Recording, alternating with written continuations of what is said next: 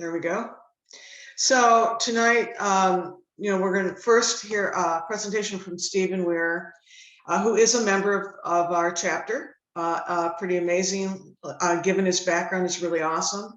And after he presents, we're going to open it up for Q&A. And to make it easy on Stephen, if you all would use the raise hand, that makes it so much easier. He can instantly see sort of the order in which people have questions. And then towards the end of the evening, we're going to talk a little bit, have some chapter business, and share a little bit about some of the work that we're doing. And we have a couple people here, I think others to show up, who can share, who are chapter leaders and who can share in that what they're doing as well.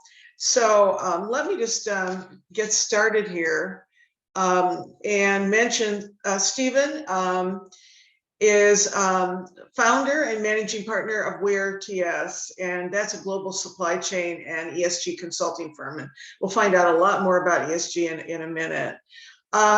In addition to being a global supply chain expert, Stephen has a deep concern about expanding sustainability. We've had a couple of discussions where he shared, his deep concern about what's happening and his desire to really help grow sustainability on so many levels in so many areas, not just around supply chains.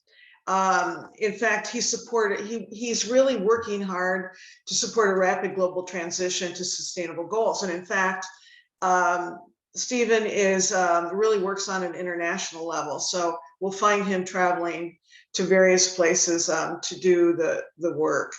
So it's not only about business and organizations, but as I mentioned, he cares deeply about helping people, incenting people to become sustainable, even in their personal lives. And I have some exciting news that Stephen has authored an upcoming book, and it's focused on understanding and managing Scope 3 supply chains. So I would encourage all of you, if you're interested in learning more, to actually buy his book. I'm looking forward to buying the book. And so Stephen, maybe at some point you can share a little bit how we can do that, how we can access your book. So I'm going to hand the baton over to Stephen, and let me also give him, I think you have, let me get rid of my host. There we go. So now, Stephen, if you want, I think you can do this. You can get your slide deck going and we'll get started. Okay, thank you so much for that wonderful introduction, Karen. Do you all see a slide, or do you see a slide that shows the Climate Reality Project inspiring actions for a cleaner future? Not yet. Interesting. Okay, in that case, I'll click share again. Desktop 2, share. There we go. Good. Well, thank you. You do have it, yeah. Thank you for the wonderful introduction, and indeed, thank you for making this great slide. Let me get over here. Wow, it's a huge topic, ladies and gentlemen, and I'm really pleased to be sharing my knowledge. I think the first thing is to just explain a few jargons. I really, really think it's important that there's no jargon that people are not up to date with. E, environmental; S, social; G, governance. I have other slides that break it down a lot more, but environmental clearly talks about what is a company, and this is all about corporations, but the overall theme of what I'd like to talk about is, where does responsibility begin and end? Because it's my premise that actually we are all personally responsible. And the companies, sure, they do it, but if we didn't keep buying Coca-Cola, then there would not be sugary drinks and people in Africa going without water and all the other issues that happen because Coca-Cola exists. So E is about environment. Social generally means the impact on human rights. A great example is, we're going to talk about electric cars. One of the examples, in order to make a battery, whether it's a battery for this laptop that I'm using or the electric car that many of us drive, that involves mining precious minerals out of the ground, which is the environmental part, but social, that's done often with slave or child labor involved. So there's a huge issue there. We really need to be looking at the S part.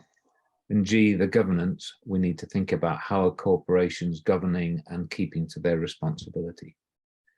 So scope 3, I'm leaving it as a little bit of a mystery because I have a story that'll take us there, but scope 3 is what we're going to talk about. I expect you've all, given that we're all members of the of CRP, I'm sure that you heard Al Gore say there are 3 budgets in any presentation. There's a time budget, there's an understanding budget, so the level of conversation that we have. If I was presenting this to the kindergarten, I would be using different language than if I was presenting to some PhD physicists. And finally, there's a hope budget. Unless we leave this presentation with a sense of hope and possibility, it's more doom and gloom, and you all go away thinking, well, yeah, very, very nice, but not to do with me.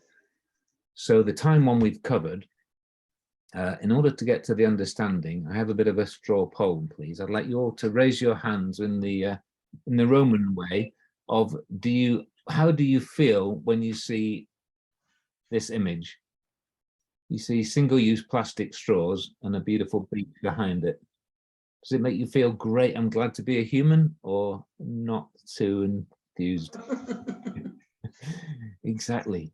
It's just a sign of human insanity. So we're going to talk a bit more about this, because so often people say, would you like a straw? Would you like a plastic bag? Rather than, I'm sure you don't want a straw, do you? You're not really going to ask me for a plastic bag. If people at checkouts would say these things, we might have a much better chance of reducing the impact. As a test for this, I did a version of this presentation from my son's school, and I had a whole Q&A on how long does each of these single-use items be around, but I'm not going to torture you with trying to do that over Zoom. So the bottom ones are the least, well, 30 years for a coffee cup, 200 years for one of those plastic straws, and the cutlery that many places try and make us use these days, about 100 or more years. And some of the worst contenders up here, plastic bottles, 450 years, through to styrofoam, pretty much indestructible, even in an ocean.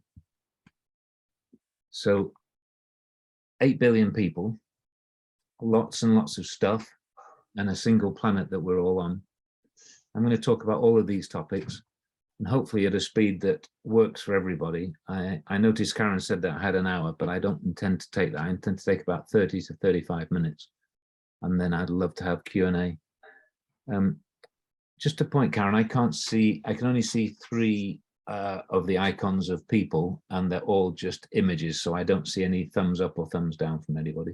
If you see a question, and I don't see names, so I saw a thumbs up appear next to, oh, Sean, that is, I hover over there, that was Sean, thank you. Okay, but anyway, if anyone wants to say something, maybe just unmute yourself and interrupt, because we're a small enough group for that to work. Single planet living is what I'd like to talk about. This single planet has 71% of it is water. 71% of the Earth's surface is water. So there's not that much to go around. And currently we have something like 4 to 5 planet living by the bulk of the population. So clearly there's some out of balance things that are happening, and we're all within the CRP, so we know what's happening here. But I'm going to talk to you about the layers of relevance. So when I meet people socially, I ask them about the 4 different layers rather than make it any more complex than that. The first layer is a daily habit. I hold up an item and I say, should I be using this? Well, I don't know. I could use a single-use cup, or I may take my reusable cup to Starbucks. The next layer of influence is, well, where and how was this item made? And I can't really affect that, can I? The third layer is, what about the ecosystems? And I'm going to go into these a bit deeper. And then the fourth is population. So let's talk about daily habits. Should I refuse this plastic cup and carry my own reusable one? I would say that about half the people that I meet don't really understand what the answer to that question should be. It's like, well, it's convenient, or there is no alternative. is what we often hear. And these are some things that need to change dramatically. Secondly, where and how was this ring made? Jewelry. If it's an electric car, you plug it in, but hold on, you plug it into a battery, and who was it that was digging up the cobalt to make that battery? And there's some terrible stories that many, many people don't get to hear, and I firsthand witnessed some of the rather tragic impacts of sustainability on human lives. And layer 3, global ecosystems. Well, that's definitely not my response. I'm not burning down a rainforest. I'm not mining that, blowing the top of that mountain to mine the cobalt.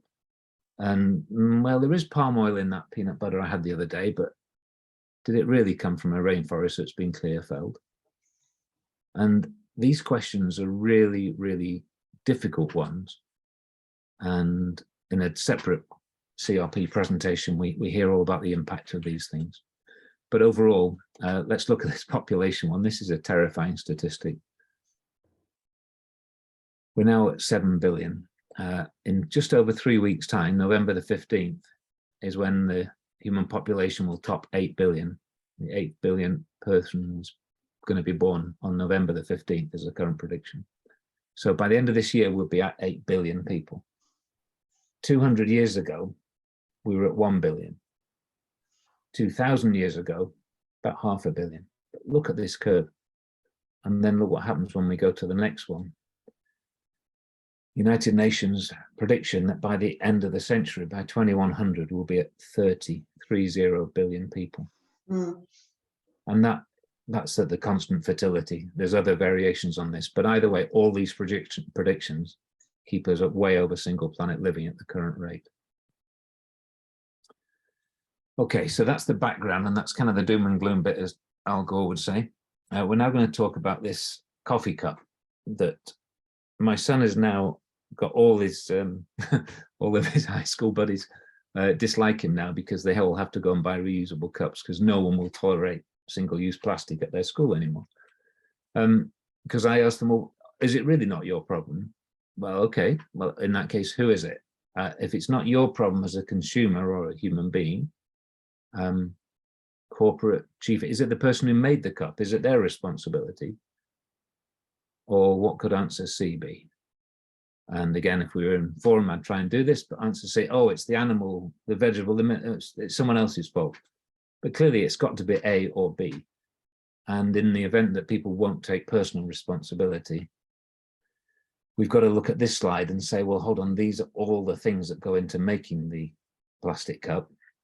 And each of these has a company behind it. There's a company involved in all of these. And whilst we continue to demand single-use plastics, they're going to continue to be produced. And this slide and a couple of others from Al Gore's presentation, which I'm sure you've all seen, every 24 hours, the equivalent of 600,000 first-generation atomic bombs going off is how much pollution is going on at the moment. So I think the answer is that it is actually my problem. Maybe it's the coffee shop that I bought it from, possibly the factory that made it, but it gets very messy and complicated when you say, well, how about the farmer and how about the animal and so on? And so this really is what scope 3 means. And I've built up to this to help you to try and get the idea that it's a really pretty much unmanageable problem for any single entity. But that's what's got to be tackled, because overall, if we don't understand what goes into making things, then we can't measure. If it's not measured, we can't manage it. So that's what scope 3 is about. And I'm going to talk to you of an example of an electric car company that wanted to get a grip of their scope 3 challenge. This slide shows that if everybody did scope 3, we would actually crack the nut, because I'm now going to get into the technical jargon of scope 1, 2, and 3. But imagine if everybody was managing their operations, their internal operations, which is scope 1, which is the easy part, then we would have scope 3 nailed, because scope 3 is simply everybody from the top to the bottom of the supply chain knowing about their personal impact. So I'm going to go through this slide relatively quickly, and then I'd like a show of hands. And I'm probably going to refuse to carry on unless I get at least 50% people giving a thumbs up to say, yes, I understand what's going on. Otherwise, I'm wasting your time and everyone else's. So I'm going to run through this briefly, but this is what scope 3 means. It means scope 1 and 2 added together. So scope 1, it's your internal operation. And I'm using a pointer here, but I think it's not showing up on your screen. So the middle of this slide, let's take the plastic coffee cup. It's what's the manufacturer of that coffee cup, his offices, and the internal transportation involved in making that piece of plastic. Scope 2 is also, I need to take responsibility for the pollution that's coming out of my chimney and the pollution that's coming out of the chimney of each of the utilities or anybody who's helped me to make this item. So my power, any purchase power, that's scope 2. Again, it's relatively easy. I look at my utility bill.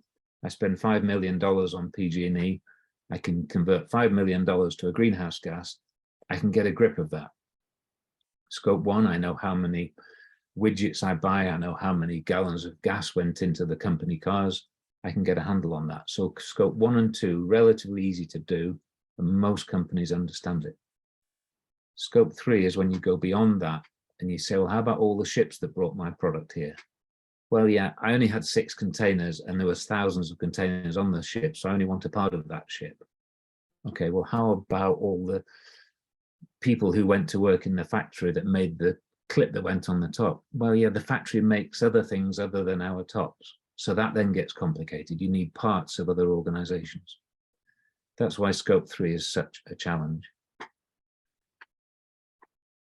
So if I put the microphone to anybody in the audience, would you all be happy to explain that? Can I get a thumbs up? And Karen, could you help me to check that we're getting a general? And if you don't want to do this, then don't, but at least, okay, great, thank you. Sweet, thank you. So scope 3 is a problem. Scope 3 is a big problem. Unfortunately, there are many companies that help organizations, tools, systems, companies, helping to map 1, 2, and 3, but there's a massive unwillingness to do it. And I put this list up there. I could have made much longer list, but the point was I don't want this presentation to be about me and my company. My company name is on there under the specialist consulting firms.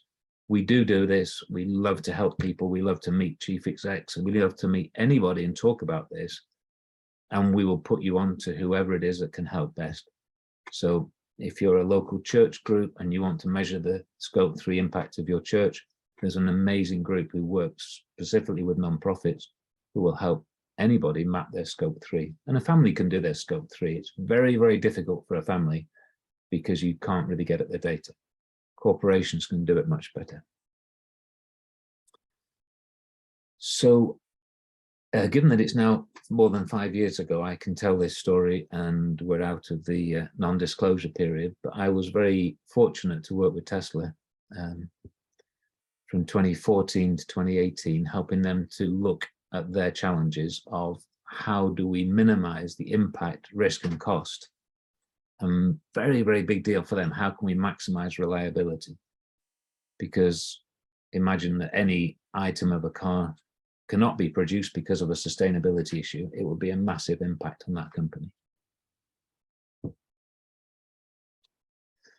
Okay, 623. I'm not going to read this slide because it's just mapping out a process that I'm going to talk you through. But the overall impact that we're trying to do is to improve corporate performance, reliability, and ultimately reduce the cost of the operation, which often includes the risk of the operation. We have a proprietary tool that we use. It's called the Crystal Globe. It's a supply chain sustainability index. And it's very robust in terms of looking at the great big picture. And it works very well with organizations such as EcoVadis and others who go down to a deeper view. So let's look at the fundamental areas that you need to look at on your journey. First of all, you've got to look at how you design and build your item. You've got to look at your suppliers and the sourcing. So in the Tesla example, where do we buy our aluminum from? And the answer when we started the project was, well, we don't know. After a short while of digging into it, the answer was, oh, mainly in the Middle East. Most of our, sorry, I went onto the wrong screen there. Most of our aluminum is smelted in Dubai. Oh, well, that's a problem because Dubai is close to oil fields. So by the end of the project, Tesla had resourced their smelting to Canada and Iceland. Iceland geothermal power, Canada hydroelectric. So that was areas 2 and 3. Look at the issues and the risks involved. Then look at your manufacturing facilities. Do you have solar panels on your factories?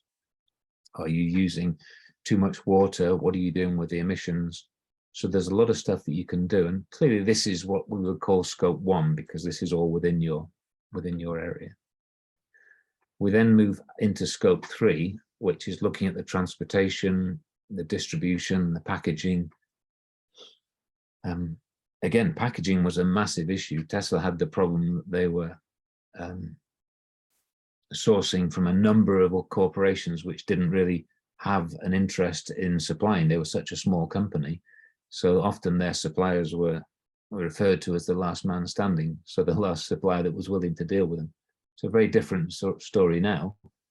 But at the time, often the packaging was coming multiple circuits around the world in order to get there. I mean, I have great admiration for where Tesla are now. They're doing huge work in integrating their supply chain. I haven't worked with them for 5 years, as I say. I've helped them. I'm a shareholder and I send them lots of information. But they have got a lot of things focused very close to their factories. It's a great example of minimizing scope 3.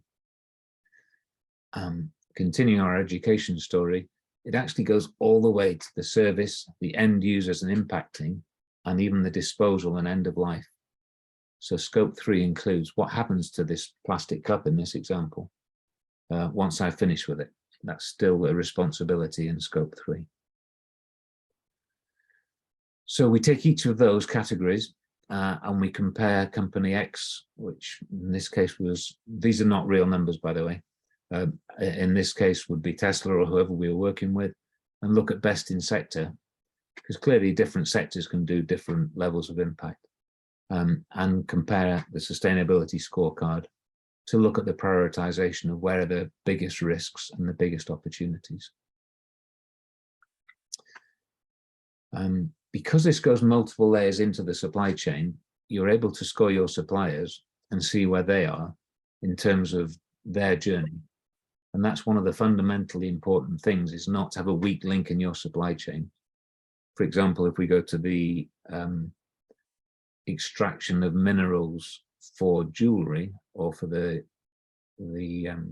some of the apparel companies, they have major weaknesses in their supply chain where companies are using subcontractors. So for example, we worked with one of the major manufacturing, the company that made the shirt that I'm wearing, and they had an issue where subcontractors had subcontracted out the buttons, and the buttons were being made by a company that had children working in the factory. So even though they had a very, very robust supply chain and all their suppliers were vetted, they'd had a supplier who'd run short of buttons, and he went out and had his cousin make them, and his cousin happened to have children working in the supply chain. And it was a huge issue for them and a risk, and it cost them significant market share and fines about 2.5 years ago. So you've got to look deep in your supply chain and see where the opportunities are.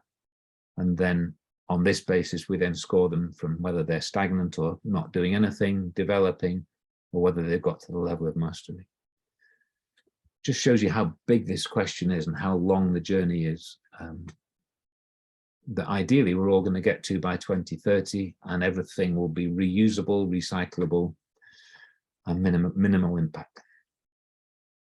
The good news is that as your score increases, your financial value achieved increases too. There's a direct correlation between improved scores from the crystal globe and the financial value being achieved, largely because of waste being removed, but also it removes a lot of unnecessary loops within the supply chain.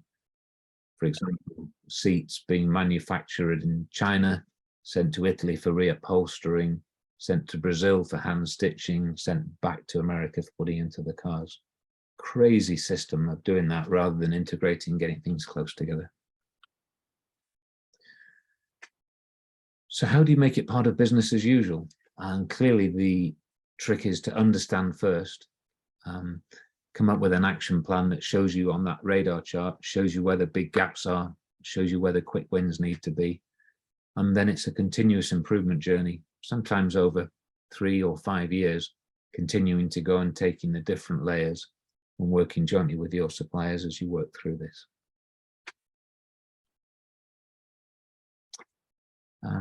Very important to share that carbon emissions is often a bit of tunnel vision for people. They will look just at carbon. Well, and in fact, you know, there's my colleague here, Jan, has pointed out, there's all these issues around the sustainability journey, and it's very, very important to be able to map exactly which are important in your own arena. I'm happy to dive back into these slides afterwards if we need to. So that's a quick gallop round scope 3. I promised to leave you with hope. So this is the hope budget part of the story. The number of companies that publicly disclosing scope 3 is increasing. This is CDP, Carbon Disclosure Project, is a very, very wonderful organization. It's a non-profit. It's now being used by many, many corporations worldwide. The majority of the Dow Jones Sustainability Index is based on CDP data. And here we see that although scope 3 is increasing slower than overall reporting, it is on the rise. And I'm really looking forward to the questions with my other colleagues on this call, because I know a lot of you work in this arena and will have other comments on that. So let's have a dialogue on this. Legislation is being mobilized that's going to accelerate the understanding for sure, and hopefully reporting of scope 3. Vast number of tools and support services increasing all the time. And again, always proving there's a commercial benefit. I've not yet met a CEO, well, maybe Yvonne Chouinard from Patagonia would do, but if there's not a commercial benefit, why would we do it? The majority of corporations are run by the CFO, really, who says if share price doesn't go up, we're all out of a job. So we've got to find that commercial benefit. Consumers becoming much more aware, and the purchasing decisions, as I said about that layer 1, if we could all start refusing plastic straws, and I think we probably all do on this call, but let's encourage everybody we meet, refuse plastic straws, refuse single-use plastics. Eventually things will change. A great part of the hope for me is innovation. Even with that extraordinary curve for the population rise, maybe there is a way. Maybe we can have 20 billion people on the planet in 80 years' time and still be able to continue business as usual. That makes me breathe deeply, because I'm not sure I truly believe that we can do it, but there's got to be a way. Voicing your choice, communication and social awareness. The way that the web spreads news, currently not always the best of news, but let's use that to start to drive change.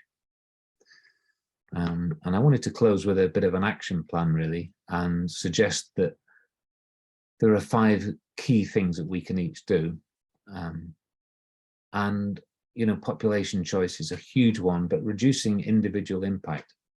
We're probably all in a building that's either got heating, lighting, or air conditioning, or maybe all 3 spinning at the same time.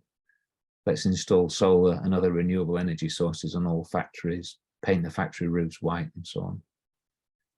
Start to implement ride shares, even for company business, electric vehicles, hydrogen. I would love to have hydrogen on there as well. You know, any non-fossil fuel burning vehicle, and only essential air travel.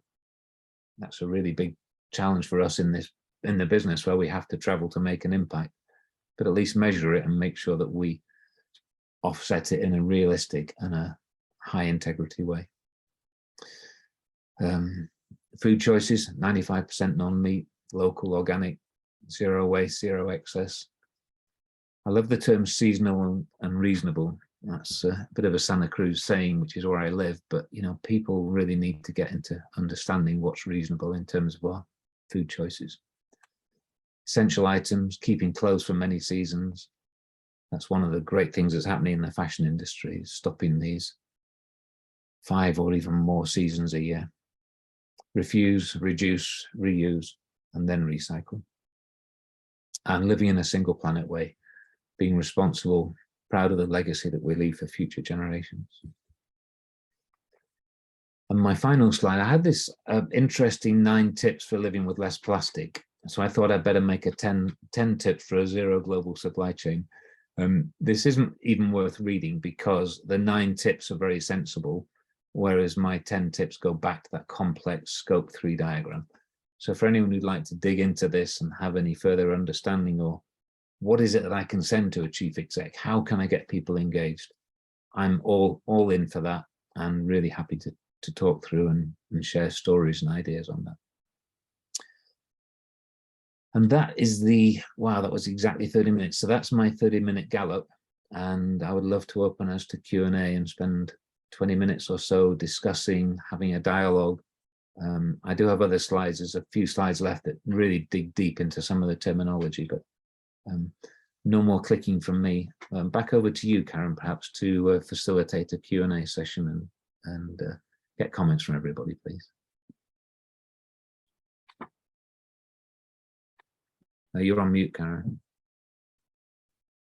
Thank you. I do that all the time. There was so much to digest in that. And so I know that I would like to go back and see some of those slides and analyze them a little bit more. But I am sort of as a high level, I'll start the process of, I'm sure people have a lot of questions. In terms of supply chain, have you encountered 1 or 2 areas that are the most problematic to try to move to a sustainable approach? Yeah, that's a great question. The easiest one for sure is packaging. So answering your question in reverse, packaging is where people can really start to do it because it's very obvious and very visible. Many corporations have huge areas at the back of the factory where they just have these huge either cardboard compactors or many trucks taking waste away. So packaging is a good place to start. One of the hardest to get to is employee travel and understanding the transportation budget, because before COVID, everybody thought they had to travel. During COVID, nobody traveled and life went on. So, it's like, well, how do we actually get a grip of this? And some of the tools are really wonderful about extrapolating. Well, if you have this many people and that range of companies, you could do it. But when it gets down to the 3rd or 4th layer deep, it's known as tiers within your supply chain. Tier 3 and tier 4 are often pretty much invisible at that level. And yet it can be quite air travel is quite a significant impact. And how do you allocate air travel for a company that's 2 or 3 layers deep in your supply chain? You may not even know the name of them. That's why it's so hard. Interesting. Yeah, I could see that would be the case. Well, Dawn, you have a question. I don't have a question. What I have is to, I guess, explain some of what I'm going to be trying to do in the communities that you might be happy to hear. Great. So some of the ideas that I have are to have, nationwide. So I'm hoping to get a government contract. So what they will be are like refillable stations for our essentials and things like that per population. Then we have people come and they reuse their, kind of like the bulk kind of situation. And then everything is done where transportation is all in the delivery process to get those items to these stations is all, sustainable. And so that's the thing I'm going to try to implement nationwide in every community. So I hope that makes you happy. And then another thing I want to try to do is create like free markets for the lower the population that is poor, that they just have free markets. And what that is that then, sorry, I have somebody calling me, that, another kind of thing where it's per population, these places are set for free markets for the poor, and then the items that are there are kind of bulk and organic and good, and then they have the opportunity to work in community gardens per population and stuff like that for creating sustainable communities. That's really wonderful work, Don. Thank you. Yeah, that's my hope to make it happen. So I'm writing all this up. And yeah, I'm right now in a process of just getting the seed money to get started, going through the SBA and all that to get the grant for that. And just so you know, if you are in a business right now, there's like a $3 million, I think it's 3 million. I don't know what the exact number is, grant for businesses and stuff like that who are already in business. I'm not yet. I'm just starting. So I'm just going for the seed money. Well, thank you for that. So thanks so much. Adam, do you have a question? Yeah, thank you. Stephen, I'm curious what you're seeing out there, because like my experience in my own company, we manufacture a bunch of hardware all around the world, is that our supply chain people have been out of their minds for the last 2 to 3 years, just trying to be able to survive with all the constraints that are out there, like being able to just, you always hear supply chain in the news, like it. For those of you who don't work around, this is very real, and getting components and parts and all of these things, at least for high-tech products, they've been so insane that trying to ask them to do anything else really didn't go anywhere. And I'm curious what you see out there with other companies. Thank you. That's a great question. Well, there are 2 reasons why I'm writing the book, Adam. One is that it needed to be done, and the other is that no one else would talk to me for 2 years anyway. No, it's not, but you're right. You do make a very, very good point. People are always worried about the fire that's immediately burning their feet rather than the one that's actually destroying the entire neighborhood. And that's one of the problems. We can't just say, oh, well, we've got to keep getting things to the right place at the right time, when in fact there's a much bigger question, which is, are we doing the right thing? And so that's always my response to people who say, I cannot tackle my scope 3 because I've just got to get this out of stock item here, and therefore I'm going to air freight it. And sure, you're going to air freight it. Do you know what that's doing to your supply chain costs and your impact?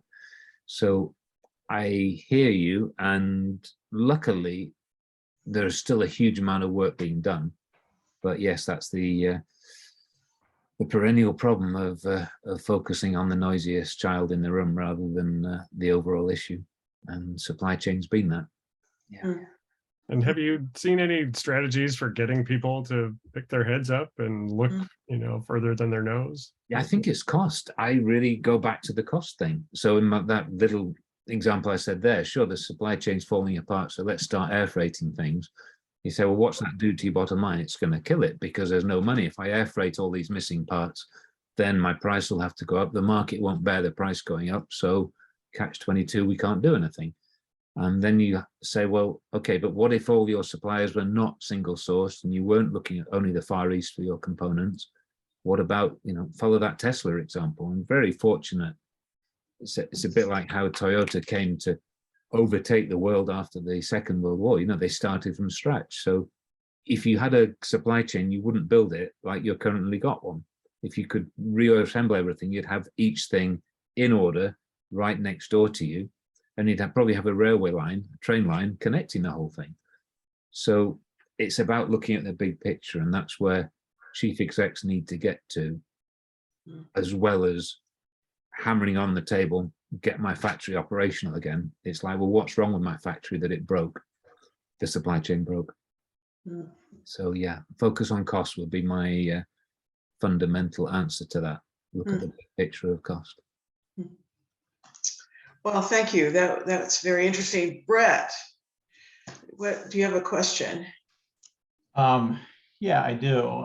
Thank you, Stephen. I just was curious to get your take on, I guess, the importance of legislation to require disclosure on scope 1 through 3, and how realistic is it in the near term for companies to really deliver reliable scope 3 emissions? I know we had this California Senate Bill 260, and some of us advocated on behalf of, for it, which was going to require large California companies doing business in California to do scope 3. And Yeah. in that process, I know even though I advocated for it and it almost passed, I came across several like Harvard Business Review articles and others that were sort of saying we're not quite ready for greenhouse gas protocol scope 3, and we need something better. So I just wanted to get your take on sort of the evolution of the scope 3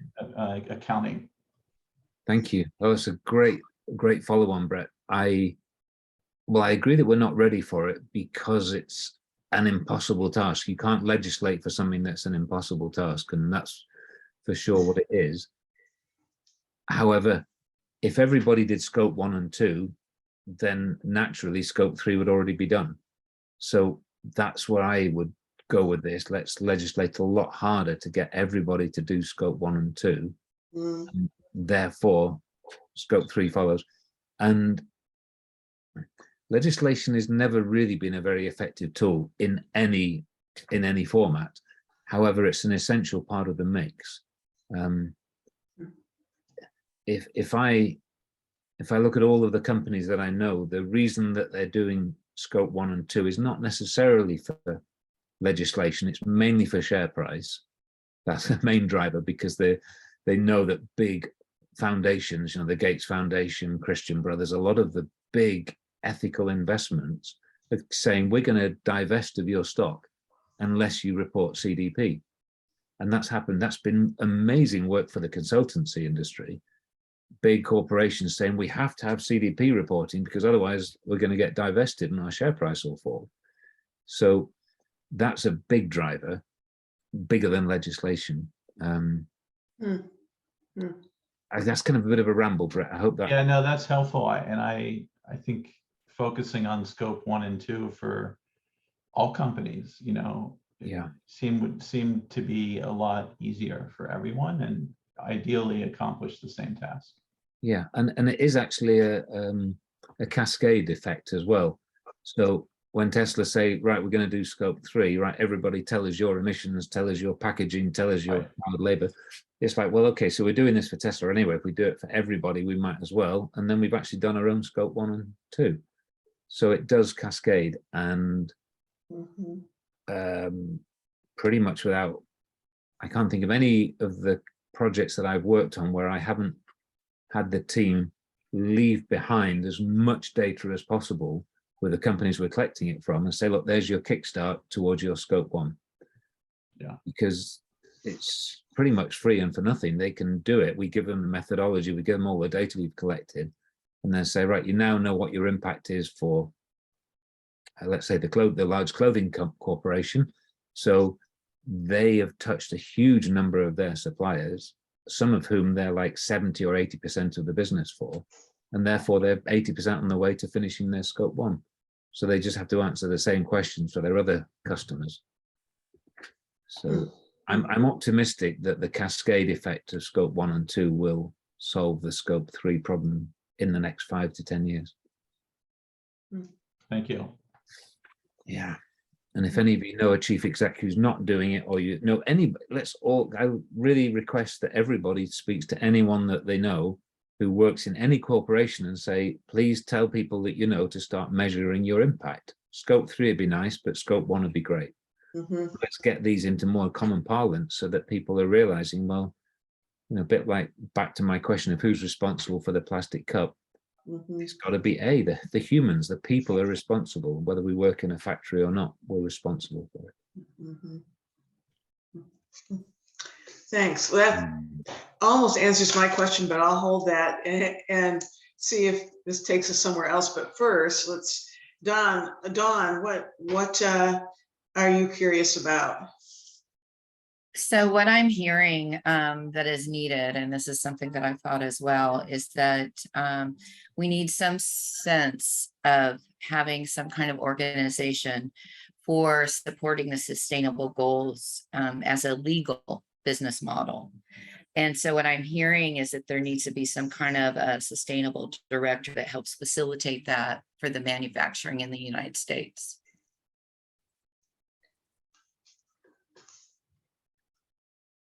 Are you referring to the United Nations Sustainable Development Goals? Yes, the 17, but actually there needs to be one more, but I don't want to go into that. Well, absolutely. I mean, the United Nations is a wonderful organization, but without the teeth that it would ideally have in every country.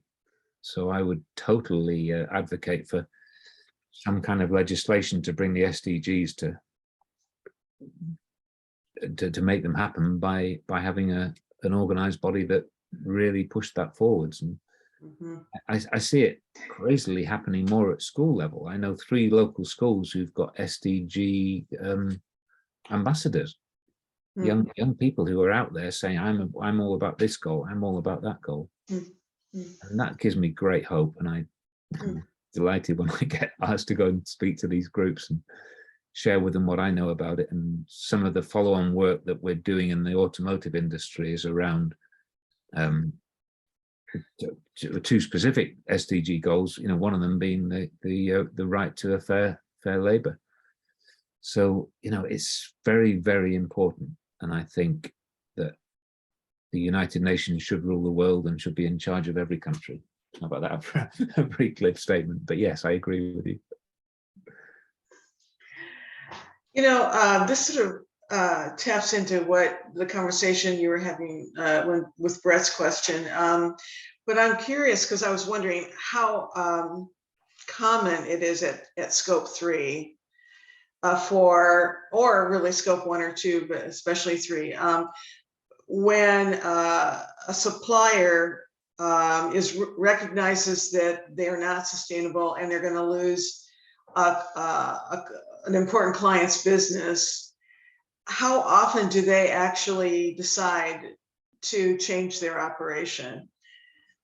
Or is that common yet? And if it's happening, how does that sort of happen? What things are in the mix to convince? I mean, I'm sure it's got to do with profit making, but what pushes them over the edge to become more sustainable? Well, I think it depends on where in the world the company is based. If it's in the more developed regions, then an action plan is put in place and things start to change often before you even get it measured. I think that's why a lot of companies are saying, no, we don't measure scope 3, is because they're trying to get their house in order before they get measured. At the other end of the spectrum, I've had some very unhappy and unrewarding and frustrating times visiting suppliers in the Far East, where there's 3 sets of books, and bring out the set of books that are for the auditors. There's another set of books that's for the accountant, and then there's a 3rd set of books that's for the owner. And when the auditors show up, they get this, and there's very little that can be done at either a government or even enforced from a supply chain point of view when you're facing with that level of deception and lack of reality. One of the companies that was audited, this is a clothing industry example, which is still under non-disclosure, so I'm being a bit vague about it. One of the companies, the issue was obvious because drone photography showed that the river was the wrong color, even though they were saying that no, we don't emit into that river, but the river upstream was one color and river downstream was the other color. And it's like, well, excuse me, this is obviously what's going on here.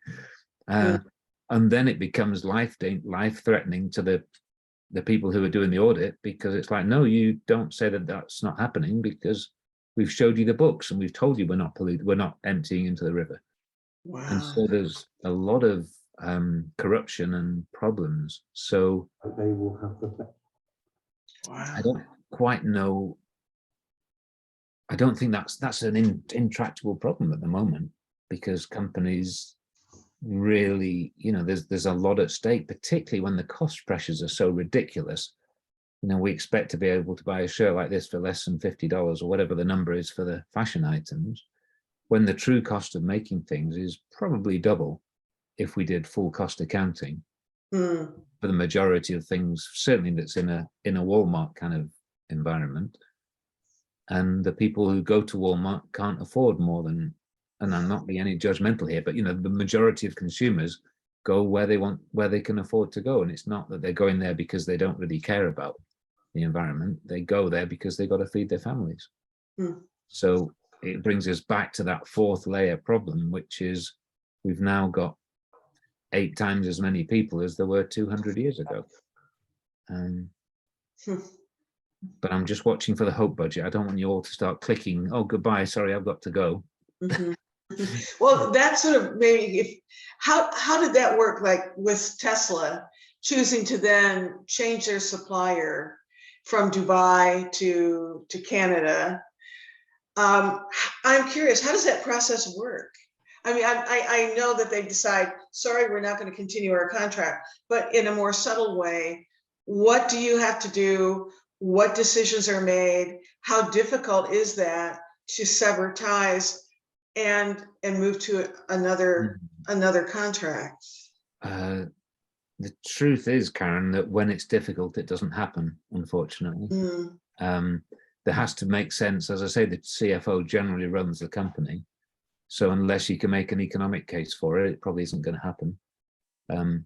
In that case, there was an economic case because of the volumes and the lower cost and the escalating oil price. So you carry on smelting in Dubai, you know what's going to happen to the cost. Long term, hopefully the amount of water in the reservoirs and the amount of geothermal heat under the ground is going to be pretty consistent. So in theory, those two power supplies, until there's enough solar power to smelt aluminum, smelting aluminum in the Middle East was a dying industry anyway. So that shouldn't be how we're using fossil fuels to melt another base earth mineral. It's just another example of human insanity. So whilst it sounds like a good story, and it's good to say that we found a much cleaner way of doing it, it made natural sense ultimately. Wow. And I have got many examples of decisions that need to be taken that haven't yet been taken because the economic model doesn't stack up. So I have to applaud you, Stephen. This is far more nuanced and complicated than I would have realized. Amazing. Hey, Dawn, I see your hand up. Yeah, so to answer for you about how businesses can protect themselves is that they have a contract already in place, or maybe a sustainable director in their business that clarifies in the contract that it basically needs to be, they have a way to end the contract if they indeed are not fulfilling the need for the company to have sustainability, to have not child labor. So it basically starts before the contract is done, to get out of it most easily legally, is to already have that in place. Right. That makes sense. Brett, thoughts? I have a very quick question, Stephen, again for you, just related, sort of following up on the last one. You mentioned CDP was sort of the standard, I think, organization for maybe the climate disclosure template. Is there a similar one for ESG reporting? Is there a standard disclosure kind of report out there? Because I'm new to that world. So CDP has gone way beyond carbon, which is good news. CDP now has CDP supply chain, and that does report on many factors, and many organizations can report on that. in terms of a scope 3, obviously the Dow Jones Sustainability Index is on many factors other than carbon. There's been a recent upset, which I'm not sure if you all would have caught on to, which is that Tesla got thrown out of the Sustainability Index and the oil companies stayed in because, well, paraphrasing a fairly complex thing, that the short version is that the oil companies were improving their behavior and doing better things in how they extracted oil, even though they're still doing something that's fundamentally ridiculous and wrong for the planet, but they're doing the wrong thing slightly better. Whereas Tesla, who are doing something that's very good for the overall sustainability, had some human rights and social practices that didn't give them a very good score. So they got thrown out of the top 500, which caused Elon Musk to say, ESG is bunk, it's not a valid mechanism, we shouldn't be taught. I'm no longer going to do an ESG, I'm not even going to do a sustainability report, we're not going to do an ESG report. Tesla's now going to issue an impact report, and all companies should report their impact. And sure, we'll tell you about our carbon impact, we'll tell you about our social impact, we'll tell you about our governance impact, but overall, this is about governance. So, sorry, overall, this is about impact, not ESG. So impact reports, I think, will become the thing for many forward-thinking CEOs. And I wonder, I'm good friends with the founder of CDP, and I've talked to him about what are we going to call it when it's CDI, you know, impact disclosure project, or what, how are we going to use the power? CDP's got massive traction and is very, very well respected. And the question is, how do we get an impact disclosure project going? Because that's what we need. That would actually be a fundamentally good thing. And I'm in support of what Tesla are doing with their recent impact report. Ford have done a wonderful job on the human rights report. That's very much worth, well, sorry, it's a bit nerdy of me, but I find that very, very interesting and worth looking at. And I'm hoping that we're going to get some traction at an industry level around the automotive industry, really looking at their overall impact and the whole transition thing. And I realize we're close on time, but you know, when we talk about a healthy transition, what can we do to make a good transition to a sustainable economy? Again, Brett, I rambled a bit. If your point was more focused, please correct me and bring us back to it. No, I'm good. That was helpful. Thank you. Yeah, excellent. Sean. Yeah, thank you for your presentation, Stephen. It was really interesting. And I guess I have a personal question, which is related to this bigger issue. In scope 1, I'm looking at getting a new electric car. And of course, I already think I'm better than other people that drive gasoline. But it's, to your point, obviously, I should look closer.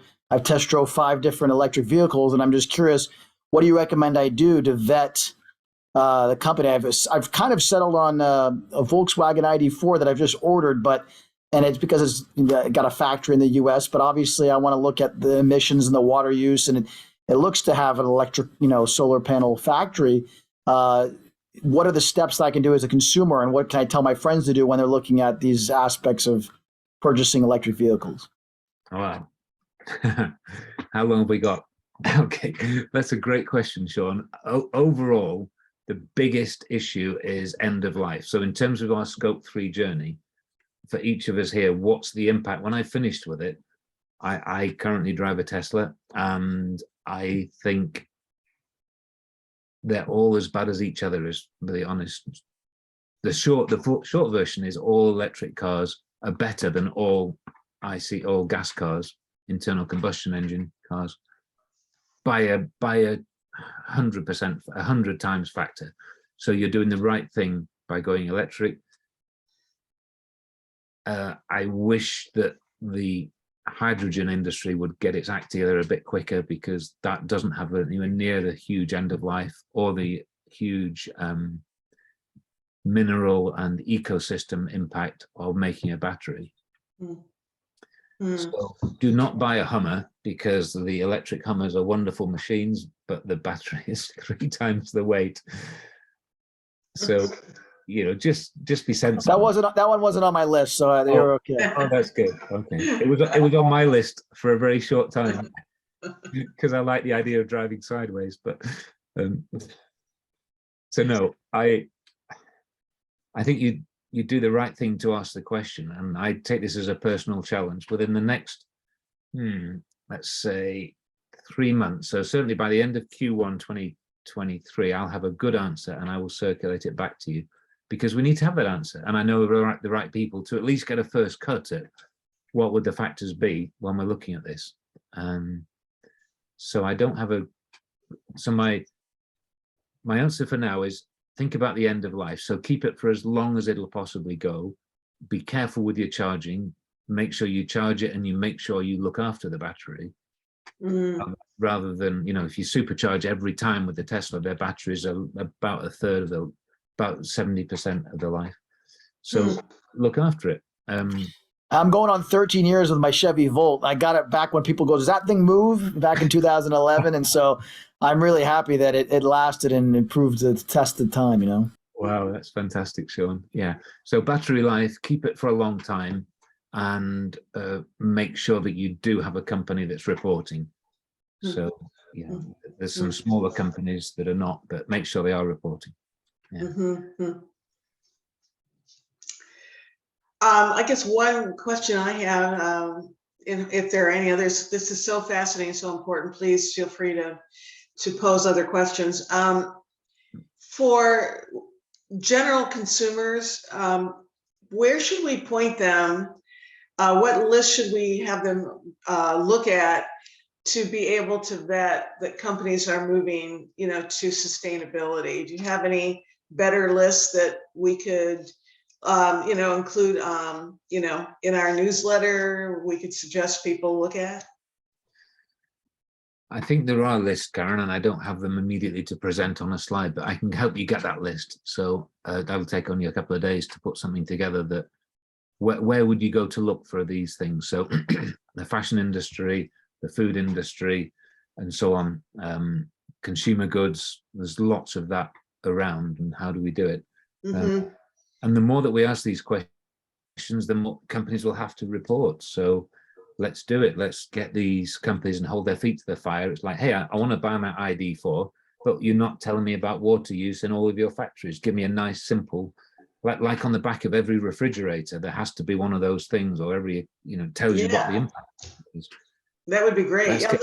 Yeah, Let's talk about that. Yeah, that would be great. That would be awesome. Anna. Yeah, I just had one more question about kind of the reporting that comes out of companies. I was curious what you think about how much of this is just marketing / greenwashing coming out of companies. I will speak for my own. I read our report and I'm highly embarrassed by what ends up in there and how I know it reflects on reality. Kind of curious what you think about that as people go to look at these reports coming out of companies. Like, yeah, I'm sure Exxon's is beautiful. You know, that's the problem. Thanks for your honesty, Adam, about your own. I actually personally refuse to write them. I know that the process, I had a stint of working with one of the big consultancies and we were employed to write these, and the honesty factor is in the low tens of the percents. Yeah. And there's 80%, at least 80% of it is vetted by the company secretary or the chief exec as, if you write that, the share price will do this, so let's not write that. What can you write that's going to help share price? And that's sad. It's sad to say that, but that's why I don't hold much credibility with any impact. You know, okay, the Tesla impact report is good, but again, I would say only 50%, and that is one of the better ones. Ford probably 30%. Their human rights story is glorious. You read that thing, you'd think they were the best company ever. They're honest about some things, but the people in the industry know things that Ford are doing that are not ever going to show in that report. And that is an indictment of the entire human race, that we can't yet be honest with ourselves about what a mess we're making. which Mhm. gets me all emotional again, but I can't, we got to stay on the hope budget. So you're saying I shouldn't get the Ford Mustang electronic? If your choices are Ford and the Hummer, then yes, Sean, you should get the Ford, but that's Hey, not. I love the Ford Mustang, which doesn't look like a Mustang, but my wife won't allow me to get that for the status of a Ford Mustang at the midlife. Mackie, yes. Yes, that one. That's the one. It's a great answer. Do we have any other thoughts or questions? Follow-up ideas? Well, this has been really, really fascinating, Stephen, and it's opened my eyes to a lot of what's going on in around sustainability in companies, and I have to honestly, I have to applaud what you're doing, because I can see how challenging the work you're doing is, and yet so important. And as you mentioned earlier on in the discussion, we have to start somewhere, and that's what you're doing. You're making a dent, and we can't stop. And as we move forward, and more companies are thinking about and taking action on sustainability, the ripple effect that you mentioned is so important. So but with any wonderful things, sometimes it takes patience, hard work, and a vision. And I think you have all three. So thank you for that. I really appreciate it. Oh, bless you. Let's keep the dialogue going. I'm really open to emails, questions, phone calls. Hey, I was thinking of this. What do I do there? And Sean's great question about the cars. I will get that back to you as Q3. I'm just giving myself time. It won't take that long, but I will get something out to the chapter. So how do we get your book, and how do we put that in the so Deb has the info, so she can put it in our newsletter? So we haven't yet published. There's pre-orders are on the website, but I'm also going to send a copy to each CRP member around the US. So you'll all be getting one anyway without paying for it. So thank you for the kind offer, but this has to get out there. So yeah, I'll be assuming that the great corporation of CRP allow me to do that. But if they don't, then the chapter will get one somehow or other. Great, fabulous. Thank you. That's wonderful. Well, thank you, and Stephen, please stick around for. We're going to switch over to the business side of the meeting, and we have I think all of our chapter areas of focus represented here. We have Deb Warner is communications director. Campbell Scott is director of the Speakers Bureau. Sean Mendison is co-director of families. And I'm working in decarb action and sort of interim for legend policy, which we just got through a huge effort with the state of California on that. So I'm, and we have Antonina Markov, I have to mention too, is here from the San Francisco Bay Area chapter, and is leading the California Coalition of Chapters. So very nice to have you here, Antonina. I really appreciate it.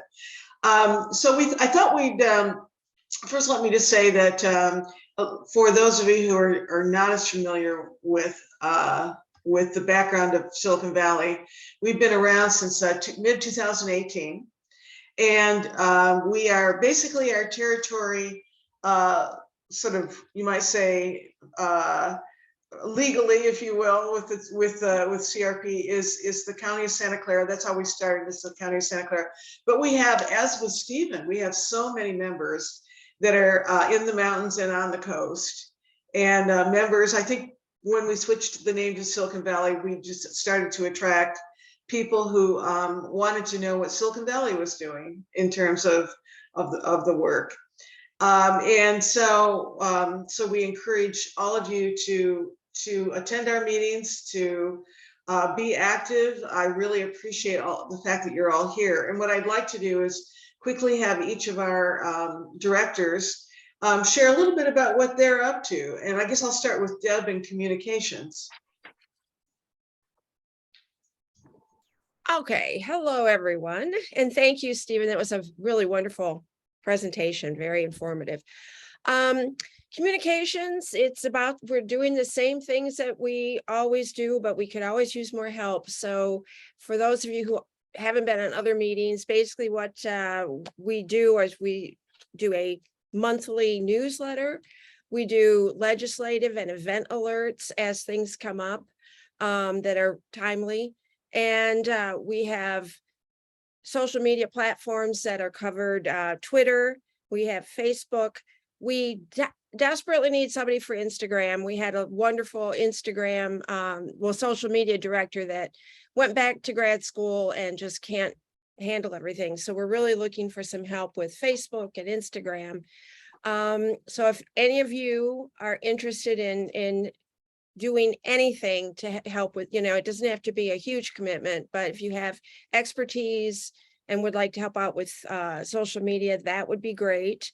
An area that we haven't moved into, but it's sort of been pending, and if we can get more volunteers, is we'd really like to have more of a media outreach. My background is public relations, and so I do understand media relations. And even if it was nothing more than getting some chapter events into all the small regional newspapers and stuff, that would be a great start. But we'd also like to then develop sort of an adjunct to what Campbell's doing with the Speakers Bureau, where we also have subject matter experts that we can position with the various environmental writers and climate writers through the region. So if they're writing an article, or we can approach them with subjects that they should write about, and we can provide them with the subject matter experts that they can take quotes from or get guidance, or, just basically get some input. So that's really where we're at. So if you are interested in anything with communications, or know any other member or just person that's interested in climate change that would have expertise, I can actually put in the chat my email address. And it's exciting, it's fun.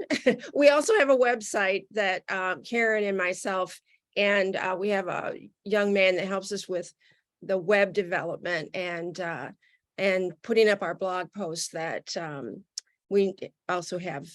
You've probably received our blog alerts. So those are something that we also do with communications. So at any rate, that's, does anyone have any questions of me about maybe things you think we should be doing that we aren't, or, any feedback for what we're doing or input? I would be happy to receive it or answer any questions. Okay. Okay. Thanks, Deb. Thank you so much. And Campbell, could you share a little bit about the Speakers Bureau? Yes, first of all, thanks, Steve, for a very interesting talk. It's not really my field, but I found some insights that were really intriguing. So thank you. So the Speakers Bureau really is charged with originally charged with giving Al Gore's presentation to audiences, finding the audiences around the area, and assigning a speaker to go talk to them, or to Zoom to them in recent years. But as I started this position as director, I discovered that most of the audiences have already heard something along the lines of what Al Gore's presentation is all about. And therefore, I started building some additional talks, going more deeply into various aspects of the climate issue. And last month, I gave a series of 3 talks to an audience of a local Episcopal church here, the congregation. And the first talk was really the history of climate science. The title was, "How Do We Know It Was Us?" And I presented it a little bit as a mystery story.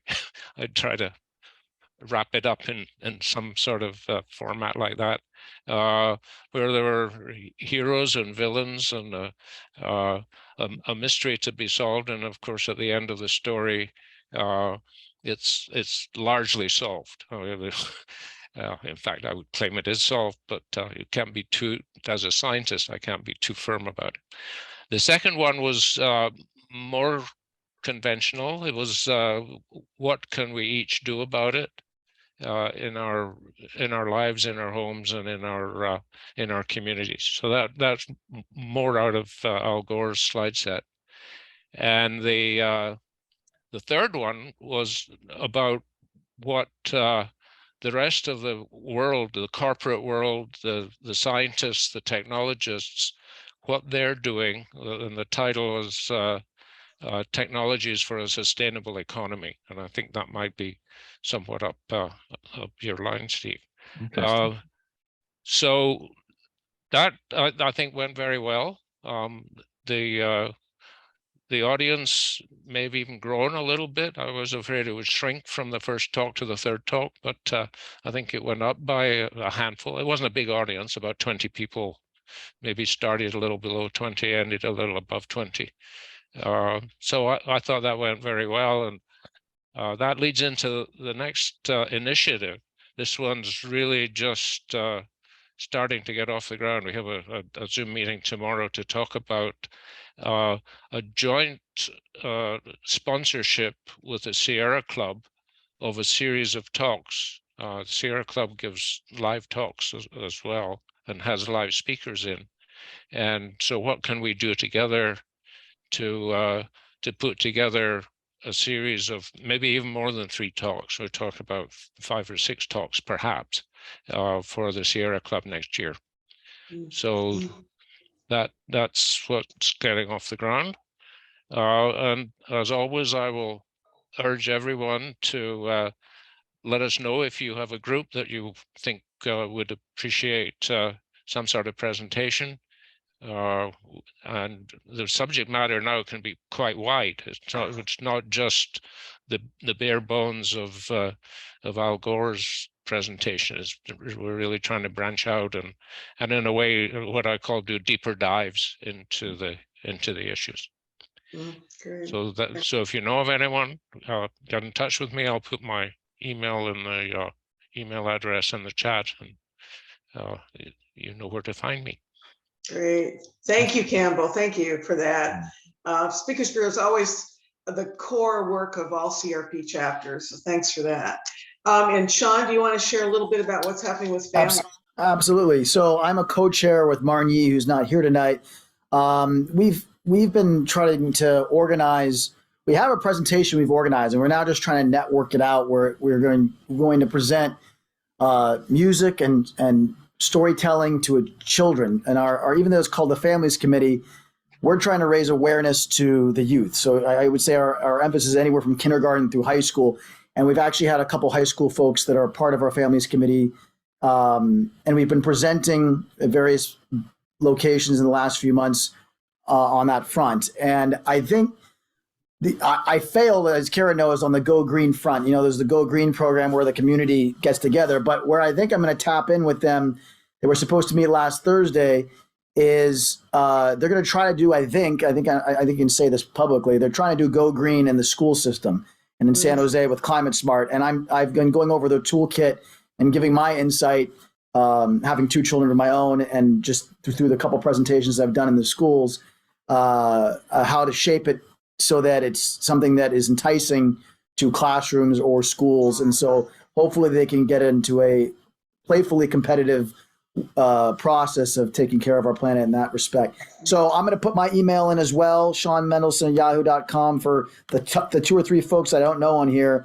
If you have interest in working with us, mostly we're just going to have to try to network into marketing to larger audiences. I also perform children's music, and I always lean towards climate oriented songs. And so I already perform and make a living, pre-COVID more so, performing to anywhere from 20 to 500 people and anywhere in between. And so I want to get more of those sort of environments where parents come with little kids and just graze the topic appropriately and learn how to facilitate the information so it's not adding to their anxieties that they've just got from 3 years of COVID, but also speaking truth to power in a way that they can be activists and promote awareness.